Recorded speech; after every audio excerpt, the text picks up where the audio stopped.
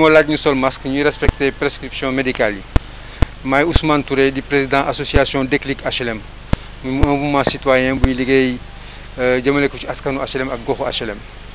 waaw li ko waral mooy gannaaw bi conseil imam yi daje àllarba bële passé jàpp ne dañuy ubbiwaat jàkk yi ak jumaa yi ñun suñu xalaat ñu jàpp ñun tam ne war nañu ànd ak dynamique boobu maanaam fexe ba képp koo xam ne jóge nga sa kër di ñëw ci jumaa yi wala ci jàkk yi gannaaw bi nga jëlee sa jumtuwaay yi nga xam ne mooy sa jumtuwaay yoo xam ne da nga koy jël à titre personnel boo ñëwee ci jumaa ji ak ci jàkk yi nga fekk fa tam des disponibilités yoo xam ne dina mën a yokk kaaraange bi looloo taxoon association Déclic jàpp ne dinañu contribuer ci loolu indi sunu wàll sunu participation en matériel notamment en produits détergents ay produits yoo xam ne nit ñi dañ koy soxla yu mel ne ay gel ak thermoflash parce que nit ki mën na ñëw yaramam tàng te kenn du ko xam donc yooyu yëpp day nekk des activités yoo xam ne day contribuer à la prévention ba pare di limiter les risques de propagation de la pandémie fi ñu toll tabaski la ñëpp a ngi jóg euphorie bi macha allah wante nag waruñu fàtte les mesures barrières yi nga xam ne moom la docteur yi préconisé parce que ñoom ñooy les seules voies autorisées gannaaw joxe nañu ay instructions ak ay prescriptions dañ ci war a topp nag ci loolu la ñu ànd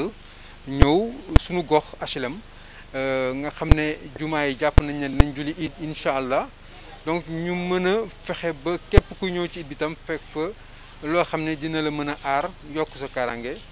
sa yow ak sa njaboot parce que ñi ñëw ci jumaa ji di julli si bu ñu demee dañuy fekk seen njaboot donc ni ñuy ñëwee aar seen bopp noonu la ñu leen war a fexe ba bu ñuy dellu tam ñu aar seen njaboot bañ leen fa yóbbul benn jàngoro loolu tax ñu indi produit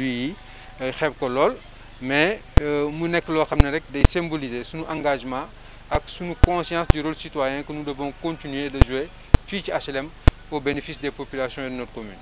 waaw ci poñ bu njëkk bi li ma ko waxee woon sànq rek damay respecter ndigal yi nga xam ne corps médical ñoo ko joxe autorités yi dañu waxoon na ku nekk toog sa kër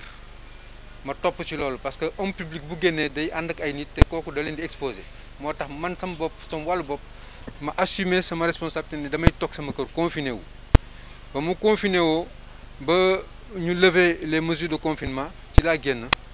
tout en respectant les mesures préconisées par le corps médical fexe ba dem ci nit ñi jànkonte ak ñoom mais fexe tam ba bañ a exposer kenn bañ a exposer sama bopp man tam pandémie bi dafa mel na nit ñi dañuy fàtte ne mi ngi fi lii c'est une façon de rappeler aux gens que pandémie bi tey la fi gën a tar bés bu nekk ngeen dégg télévision yi que cas yi ñu ngi yokk mi ngi laal ay gox yoo xam ne eggu fa woon HLM tey mën nañu wax pandémie bi daf fi dugg bu baax a baax a baax nit ñi nag seen sutura la ñuy woyee mais xam nañ ne mi ngi fi moo tax lépp lu waay def rek pour mën a jàppale askan bi pour mën a fexe ba askan bi ñu aar leen ci pandémie bi ñu war ko def lii bokk na ci li ciy contribuer imam yi am nañ ci rôle délégué de quartier yi am nañ ci rôle mairie bi am na ci rôle bàjjenu gox yi ASC yi ku nekk bul xeeb sa rôle ci système bi sensibilisation mise à disposition de moyens ba pare tam ñu téye xale yi ci kër yi parce que xale yi xëy na ñoom ils sont moins vulnérables mais bu ñu génnee indi jàngoro bi seen maam yeeg seen papa yi dañuy fekk ci kër yi jox leen ko te ñooñu amuñu les ressources physiques pour faire face à cette pandémie boo xoolee pandémie bi ñu bëri ñu muy yóbbu ay mag lañu donc looloo tax ñu war a rappeler les mesures barrières war a tënk xale yi ci kër yi feet bi mu bañ a tax ñuy bàyyi xale yi ñuy dem fu nekk occasion la tam pour lancer un message aux parents et aux pères aux responsables de famille nañuy tënk xale yi ci kër yi mën nañ toog suñu kër yi feet ànd ak suñu njaboot mu nekk loo xam ne dinañ aar na aar askan bi fexe ba pandémie bi du law ci koñ bi li fi jot a am ñu ñaan yàlla mu jëlee ko fi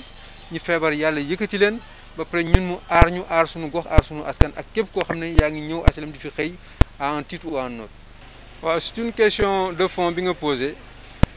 dafa revenir rek à la question sécuritaire au niveau de la commune sécurité nag dafa nekk loo xam ne lu sensible la dafa am ay angles yoo xam ne yu bëri mën nga ko fa jëlee mais balay dara di am foog nga def un diagnostic socio-économique ba pare xool lan mooy motiver ce niveau d'insécurité xale yi ñi koy def est-ce que HLM lañu dëkk wala ñu jóge feneen di ñëw yooyu yëpp ay élément d'analyse la yoo xam ne interview bii du ñu may ñu sori si mais li am ba am mooy c'est une question qui fait partie des préoccupations yi nga xam ne moom la population yi gën a mettre en exergue au même titre que le cadre de vie et l'insertion professionnelle des jeunes ñetti question la yoo xam ne kooku Déclic mi ngi ciy liggéey bu baax di ci càmbar mais bu jotee suñu programme nañ ko lal wax nañ ñun question sécurité bi nan lañ koy aborder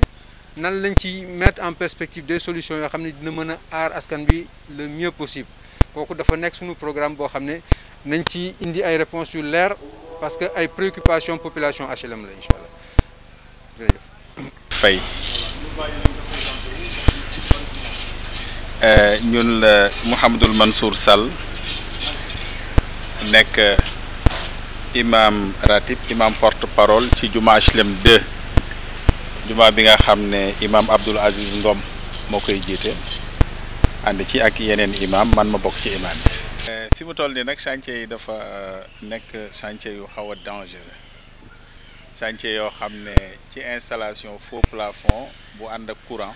xam ne ñi installé faux plafond dañuy avancer àndandoo ak ñi def courant day jafe ba pare c'est trop risqué pour ay xale dugg fi dem laal luñ leen laalloowul comme foo tourner da ngay gis ay fiilu courant yuy génn moo tax ñu préféré bàyyi leen ñoom ñu liggéey ci chantier bi ñun ñu dem ca terrain ba te loolu sax dafay li gën ci sunna dem ci terrain ba nga xam ne moo gën a yaatu aménager ko mën fa jullee iid bi dinañu julli incha allah imam Abdoul Aziz Ngom moo koy jiite suba. nag xawma kan mooy moom sa réew xawma kan mooy boodo mais am na terrain boo xam ne daal auto école yi fi la ñuy def seen foofu bokkul ci terrain moom sa réew foofu foog naa ci école bi la. très bien fi nga xam ne daal fa la ñuy gis auto école yi ñu fay def seeni mouvement foofu la ñuy jullee xam naa diggante 9h15 jëm 9h30 incha allah rabbi dinañu def suñu kéemtalaay kàttan pour respecter mbooleem mesures yi nga xam ne technicien de la santé digal nañu dinañu fexe ba ku dul imaam yi duñ leen lalal sijaada donc kuy ñëw yaay indi sa sijaada bopp ñu digal la ne la boo ñëwee lalal sa sijaada boo julee ba pare yëkkatil te bul fëgg nga yëkkati dem boo ñëwee dinañu fexe ba nga raxasu ñu seet ndax xam nga terrain vague moom seet gaa yi dina jafe mais nag dinañu raxasu ba pare dinañu jéem a teg foofu ay nit ñoo xam ne ku ñëw ñu installé la pour que ñu mën a respecter distance yi ci kenn ku nekk toog ci sa wetu morom ci 1 mètre 1 mètre. waaw Ousmane Touré de dañu naan rek defaat na parce que du tey li njëkk a def yàggul dara imam ratib woo na ma ne ma Ousmane Touré jox na ma une somme importante pour ñu dugal ko ci liggéey jàkk ji te boobu moo doon énième fois Ousmane Touré di intervenir ci mbiru jàkk ji Ousmane dafa bokk ci ñi nga xam ne HLM dañ leen war a ñaanal fonk leen jox leen seen cër parce que soo yoree mouvement bu toll nii Déclic di ci def ay action yu fés lu mel ni li may faral di wax at bu jot nga seet les meilleurs élèves du quartier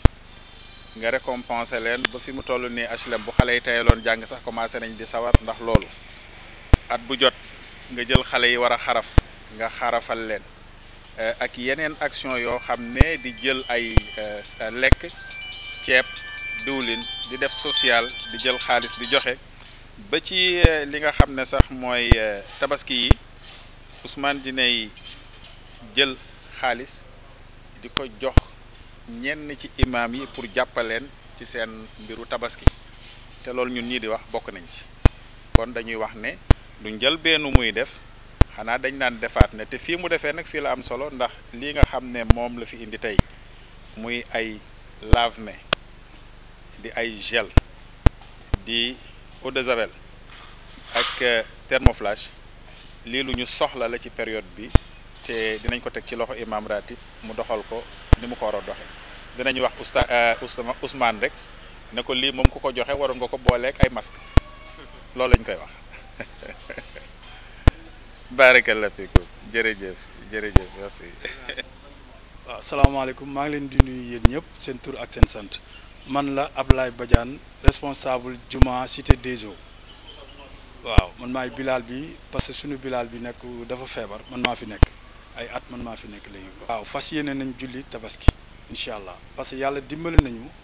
amoon nañ ay matuwaay sax mais surtout yéen bi ngeen ñëwee indil ñu lii Déclic indil ñu matuwaay julli bi moom foog ñu def ko ñun dañuy julli suba décidé nañ julli suba 9h30 la ñuy julli loolu moom wax nañ ko sax bi ñuy julli àjjuma bi passé leer na nañ dañu war a julli tabaski incha allah ñëpp yëg nañ ko. waaw jël nañ mesure yëpp pratiquement ñun vendredi yi ñuy julli sax bu ñu paree gars yi dañuy félicité parce que matuwaay yi nekk ci yi ñu waroon jël yëpp jël nañ ko. boo xoolee ci jumaa ji gis nga niñ ko tracé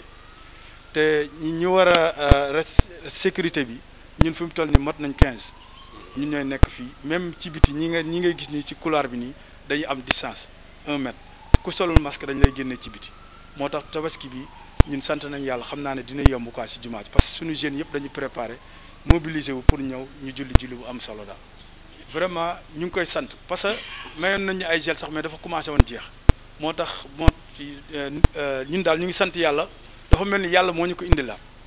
moo ñu indil Ousmane vraiment ñu ngi koy sant bu baax parce que lii nii suñu gel yi li si desoon 4 moo des ñu ngi doon xalaat fu ñuy jëlee yeneen gel mais comme indil nañu lii ñu ngi ciy sant bu baax ñu ngi koy ñaanal kontaan nañu dinañ gën a yombalal liggéey bi moo tax suba daal fas yéene nañ julli bu am solo daal waaw Ousmane daal ñu ngi koy gërëm parce que boo xoolee indil nañ ñu gel thermoflash indil nañ ñu saabu indil nañ ñu eau de javel kon nag amuñu dara luñ koy wax di ko sant di ko ñaanal ñun juma cité des eaux fii di daal ci imam bi ba ci Bilal bi Papa Diop ñëpp ñu ngi koy gërëm di ko sant vraiment ñu ngi koy ñaanal bu yow mu commencé wax amin rek parce que ñun suñu xol sedd na quoi waaw kii nag moom mooy suñu chef de quartier mooy Amadou Diallo